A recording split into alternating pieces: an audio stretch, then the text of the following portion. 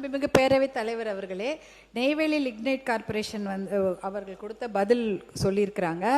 ஆனால் பார்த்தீங்கன்னா CSR corporate social ரெஸ்பான்சிபிலிட்டிக்கு ஒரு சதவீதம் கொடுக்கணும். அதை மட்டும் அவங்க கொடுக்குறாங்களான்னு பாருங்க, கிடையவே கிடையாது.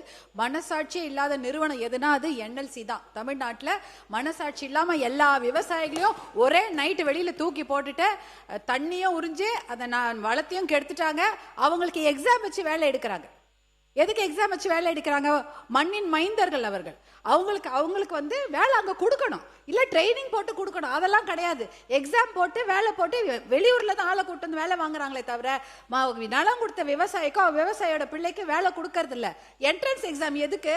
+2 மெடிக்கல் சீட்டா கொடுக்குறாங்க. என்ட்ரன்ஸ் எக்ஸாம் கொடுத்து வேலை எடுத்துட்டு இருக்கிறாங்க. அதனால என்எல்சி கொடுக்குற எந்த தகவலுமே அது உண்மைக்கு புறமான தகவலாக தான் இருக்கும். சிஎஸ்ஆர் எவ்வளோ ஃபண்ட் அவங்க செலவு பண்ணியிருக்காங்கன்னு பாருங்க. அதுக்கு ஒரு கணக்கு கொடுப்பாங்க. ரோடு போட்டோம், இது பாலம் கட்டணும்னு. அது அவங்களுடைய வளாகத்துக்குள்ள தான் பண்ணியிருப்பாங்களே தவிர மக்களுக்கு எதுவுமே பண்ணவே இல்லை. அதை நீங்க தெளிவுபடுத்தி. பேரவைத் தலைவர் அவர்களே, இந்த என்எல்சி நிறுவனத்தை பற்றி உண்மையாகவே நிறைய பேர் நிறைய கோரிக்கைகள் வைக்கிறாங்க. முனைவர் அவர்கள் சொன்ன மாதிரி சிஎஸ்ஆர் ஃபண்ட்லேருந்து அவங்க ஒதுக்காமல் நிறைய பிரச்சனைகள் பண்ணியிருந்திருக்கலாம் இதுவரை.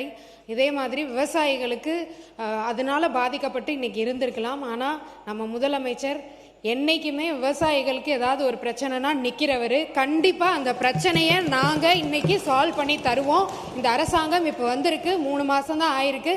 அதுக்கான கமிட்டி நீங்கள் கேட்ட மாதிரி நாங்கள் போட்டிருக்கோம். முத்தரப்பு பேச்சுவார்த்தை நடந்துகிட்டு இருக்கு. கமிட்டி இப்போ போட்டிருக்கோம். அதுக்கான தகவல்கள் உங்களுக்கு வரும். கண்டிப்பா யாருக்கும் எதிராக நாங்க நடந்துக்க மாட்டோம்.